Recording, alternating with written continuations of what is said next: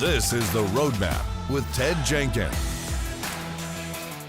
Hey everybody, welcome to The Roadmap exclusively here on ASBN.com. I'm your host, Ted Jenkins, and every week right here on The Roadmap, we bring you some of the brightest and best CEOs, business owners, and entrepreneurs who are climbing the ladder, they're scaling their business, and one day they may exit stage left. That happens to us. Today, I have a friend of mine I've known for a long time, Tony Marzullo. He's the owner of Gas Motor Cars, and when I think about luxury automobiles, you're the first name that comes to my mind all the time. And I know you got into this business a long time ago when you started your first company. How did you actually just get into this business of selling high-end cars? Totally by default. Fell into it. It was, I got really, really blessed in respect that I was able to turn my hobby into a career. So my career path was actually going to be either in law or politics. I wanted to go to DC and work as a lobbyist. So I got a summer job when I was 22 years old, working for a Pontiac GMC Isuzu dealership. Isuzu. And it wasn't the sexiest job in the world, but they ended up acquiring Hummer franchise. Oh. And the people back then that would buy the Hummer H1, which was in excess of $100,000 in 2001, they were either trading in or already owned high-end cars. Aston Martins, Ferraris, Bentleys, Mercedes-Benz, that kind of stuff. So because I was such a hobbyist, I was able to engage with that client because I knew what they were driving. So they would come in and I would say, wow, that's a really nice, Aston Martin DB7. I like the fact that you bought, this color or that transmission. And they're like, how do you know all this stuff? I'm like, it's just my hobby.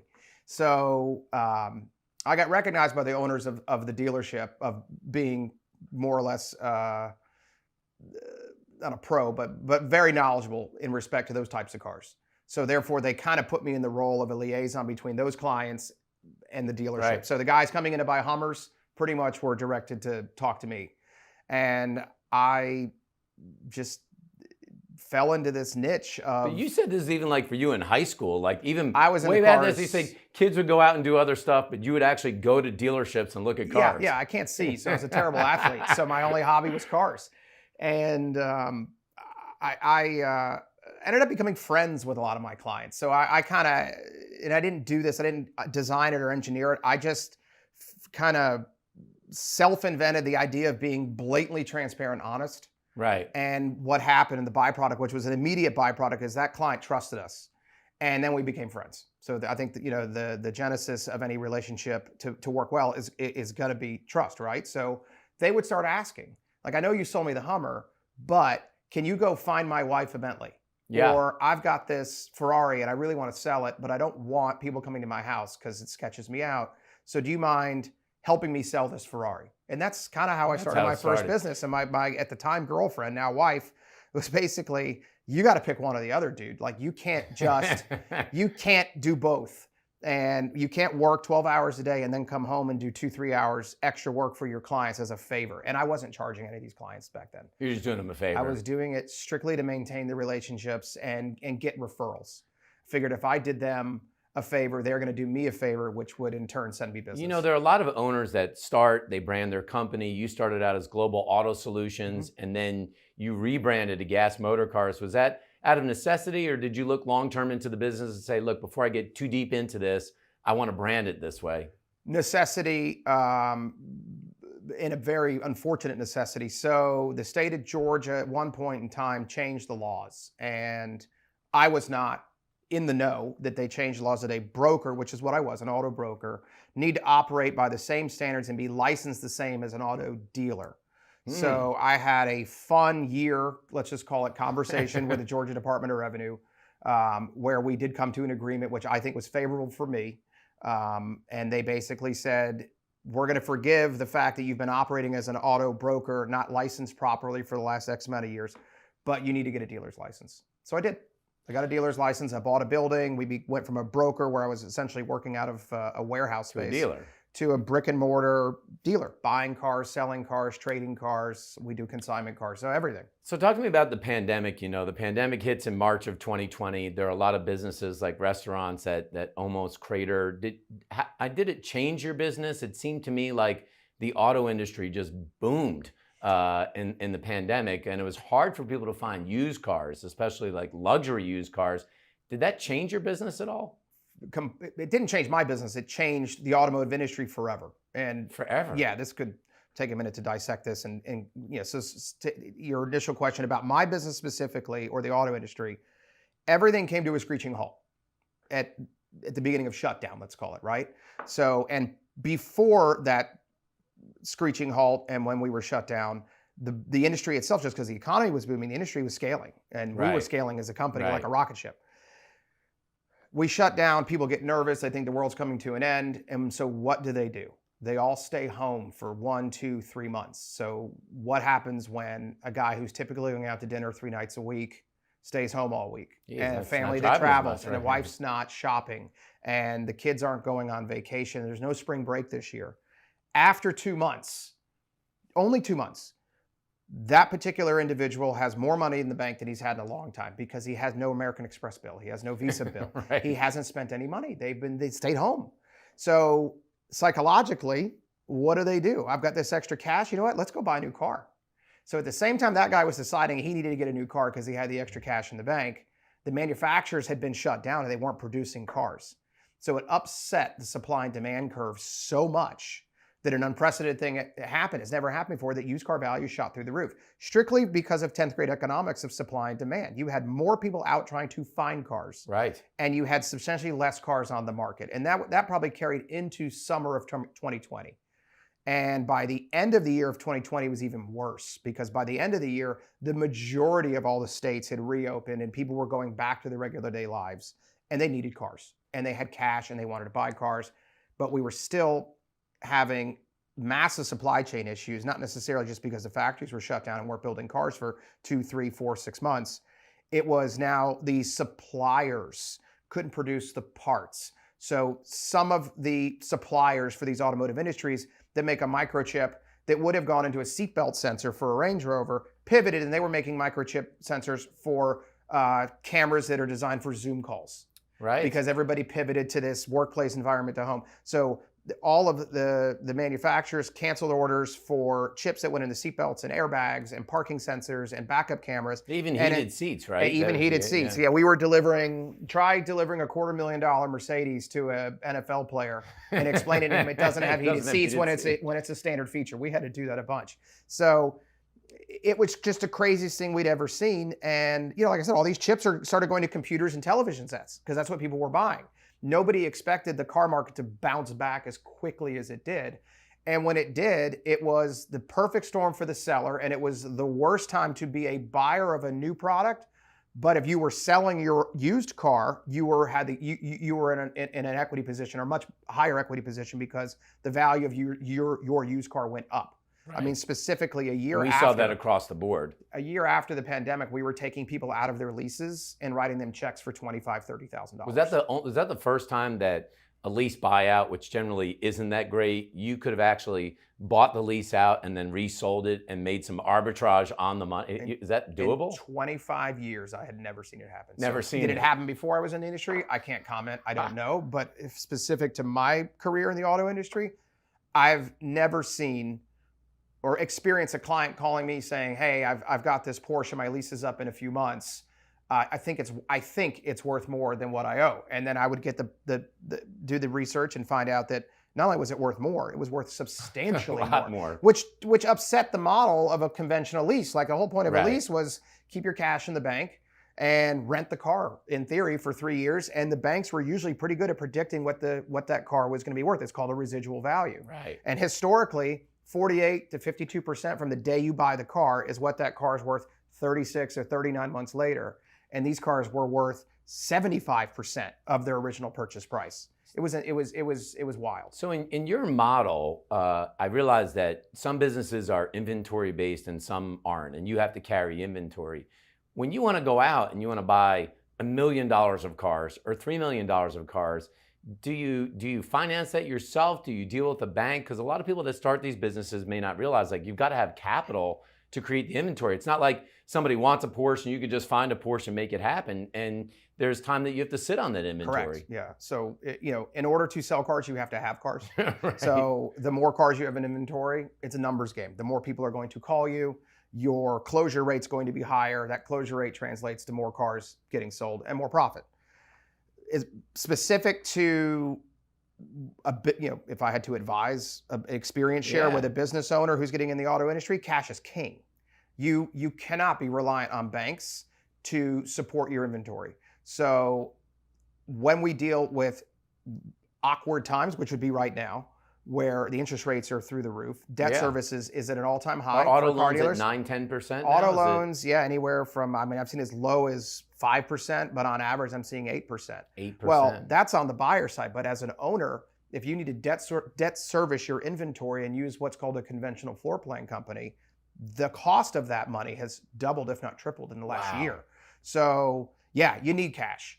If you can't have access to capital, then you should honestly really streamline your inventory, like not have as much debt, because we don't know what's going to happen. And in our industry, we have corrections just like any other industry, just like the housing market, just like commodities, just like the stock market. And those market corrections happen very quickly. So specific example, if I had to throw a dart, 20% off what we were, say, 3 months ago with the values of cars. So if I bought a $100,000 Porsche in March, it's worth 20% less right now. Wow. So the other thing is you have to be able to sell these cars quickly. Would that be more normal? It would have been normal pre-pandemic. So, COVID did a lot of things, but it also, for whatever reason, caused amnesia for the consumer market. Nobody remembers what it was like pre-pandemic when you would go buy a new car. You'd buy a new car, you'd take it home, and you'd lose 20% right out of the gate. Right. And then back to my comment about the residual with the banks, they predicted 20% the first year, then another 15%, then another 15%. 50%. During the pandemic, you'd buy a car, you'd drive it home. There's a good chance it was worth $10,000 more than you paid for it a week later. Right. So when we started to, what I would say correct, which was maybe January of this year, it corrected rather quickly. And in my professional opinion, we're still correcting. Like, we're still not at a pre-pandemic cycle where, the car is depreciating at a normal rate. And the reason is new cars still aren't coming in as quickly as they used to. Right. And the ability to buy those cars is harder because the interest rates are higher. You're like a walking encyclopedia when it comes to cars. When you try to train people to sell cars or deal with cars, how do you transfer that knowledge? I mean, how do you find technical people? They're never going to be as smart as you, that's for sure. But how do you get them to be reasonably? A lot of business owners say no one's going to do it as good as me. But could I get him to do it 80% as good as me? How do you get somebody there when you train them? I've been trying to find my twin for 20 years. So my two best employees when it comes to knowledge were both customers before they became employees. Is that right? Just because they love cars? They were enthusiasts before they decided to come work for Gas Motor Cars. Yeah. And to answer your question, I don't know if you can really train someone to love cars. So that needs to be innate. You have to find somebody that has that passion. You just love them. Yeah, I have some amazing employees that honestly know nothing about cars, but they're good at their specific task.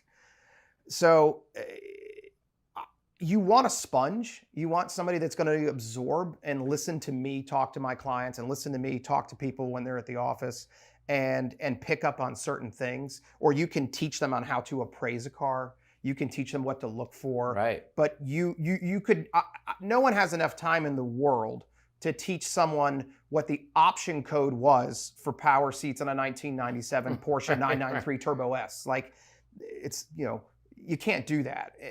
And there's no class. The larger big box retail stores, they do go through training. Like, when I got my first job in the industry, the first 2 weeks of my job were training. And we were in a classroom setting, and they taught us about ABS brakes and airbags. And literally, I think there was a whole day where they just talked about tires. Obviously, I knew all that stuff because I was a hobbyist. But you had people that were coming from the cellular technology industry and from the construction industry and other retail industries who knew nothing about cars. So they had a 2-week crash course and taught them, this is what you're selling. So specific to the brand, you can do that. But for us, because we sell every type of brand essentially that's out there, and in the higher end brands, the exotic cars, the nuances are so extensive, and there's so many little finite details with an exotic car. Tony, does that make it hard for you to scale the business? And not that you're gonna sell it, but if one day you wanted to sell it, does it make it harder to sell the business? That you're, I face this myself a little bit, that you're the face of the business, that you're the best technician in the business. I mean, do you think about that as you grow the business? So, look, everybody wants an exit and a liquidity moment, and nobody wants to put a lot of time and blood and sweat and energy into any business and not be able to sell it at some point in time. But yeah, I'm the business. I have incredible employees that we almost consider a support staff. Right. And I'm grooming a few of them to potentially even take it over or buy it someday. But the multiples for the car industry, it's different. There's different components. You've got a real estate component. So, this is advice for an entrepreneur, right? Do you own your building? Because you want to own your building. I love that. Because that's a good asset, right? What are the ancillary things you're offering? Are you doing service? Are you doing reconditioning work? Are you doing a new concept in the industry now? Not new, but a popular is paint protection film and ceramic coating. Products that you can sell, right? That generate revenue. So at the end of the day, if you're going to look at multiples and how to evaluate what the business is worth, a huge chunk of it is me, clearly, right? But the rest is just based off of revenue. And auto industry, I don't know, 6x seems to make sense to me. Like on cash flow. Correct. So that's what it should sell for, but there's a lot of components to go into it. A retail franchise store, a Ford store, a Chevy store, an Audi store, there are more comps to show what similar stores have sold for. Right. So it's a much easier exit. It's a much easier way to sell a business like that. So, do I want to sell it? Absolutely. Do I want to sell it in 10 years? No, I love what I do. Right. Like, I got really lucky. I get excited to go to work every day. Like, I don't mind being 70 years old and still doing this, whether we scale up or scale back. It doesn't matter to me because what the hell else am I going to do? Like, I'm a terrible golfer. I can't sit still long enough, so I just assume I'll just keep doing this long enough. When you market this business, obviously it's probably a pretty heavy referral business, but I do notice that you'll do things on social, or you'll go to a lot of car shows or maybe F1 races or things like that. Is there a strategy behind that? Yeah, we're grassroots. So for me, there's two parts of the strategy the way I run the business. First of all, if they don't know who you are or remember you, then they're not going to call you. So it's FaceTime. You got to stay in front of people's faces. You've got to be in the back of somebody's mind and be the first thought they think of when they're going to go buy or sell a car. That's key. So that's how I built the business. It's strictly been referral based. And then you have to take care of your clients. So make them like you, make them trust you, do nice things for them. And when they send you business, thank them. Whether you send them a bottle of wine, call them and give them a thank you, or you do them a favor in the future. So it's a bigger picture. And with us, we try to make every new client a lifelong client, and then that lifelong client's going to send us business. The other thing we do from a sales perspective is we don't mark up our product that much. We could make more money per unit, but we would probably sell less units. So the way I look at it is the more cars we sell on a monthly or annual basis, those are more people that we're going to meet that will like us, that will send us business. So it's a much more grassroots effort. We sponsor a lot of charities. That to me is it's a double dip. I mean, it's a win-win for everybody. A, we get to be involved with some sort of philanthropy. B, we get exposure, and people see us doing it. Specific to like a Formula One race, that's fun, but not everybody gets to go, right? So we've matured cultivated these relationships over the years with people that have access to, the race teams themselves, and we're very blessed and very fortunate that we get to do that. But a lot of people don't get to do that, but they're still a fan. I mean, there's very few people in the world that didn't become an F1 fan in the last 2 years based off the Netflix series. Everybody fell in love with F1 very quickly. But it's a very expensive hobby and a very expensive sport to be a spectator at. So if I can share that with people and they can see videos that I'm putting on Instagram and Facebook and they're like, wow, that's really cool. It's not so much about business, it's more about just sharing the experience. So two final questions for you. Number one tip for people at home here about building a buyer list, because there are a lot of businesses that you got to build a buyer list. 20 plus years of doing this, what's maybe your number one tip or a top tip for building a buyer list? I think it goes back to the exact same question from before. You have to be on the front of everyone's mind. So, correct me if I'm right, buyers just like I need a list of people that want to buy cars. Yeah, you get a car and that's $300,000. You have people out there that that. All right, so now a large percentage of our inventory does trade and sell to existing clients. Right. So as far as our buyer list is concerned, we have clients that are collectors that we know what they like. So I know. And the reason I know is because I stay in touch with them. So if you sell a vehicle to a guy and you don't call him after, right? You should always follow up a week later. Right. How was your experience? How do you like the car so far? Is there anything I can do for you? Call again a month later, then call 6 months later, and then call a year later.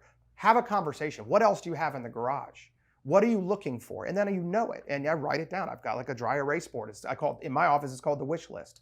So, and it's not just the exotic cars. I have people that call me that need a $20,000 car for their 16-year-old. Right. And that's a hard car to find right now because there's not a lot of cars floating around. We still have a very dried up market. So for us, it's a lot less legwork. We don't have to market the car. We don't have to photograph it. All we do is inspect it, make sure it's mechanically sound, and clean it. And then I can go down a list and call 10 people that I know are looking for a 2016 Honda. Yeah.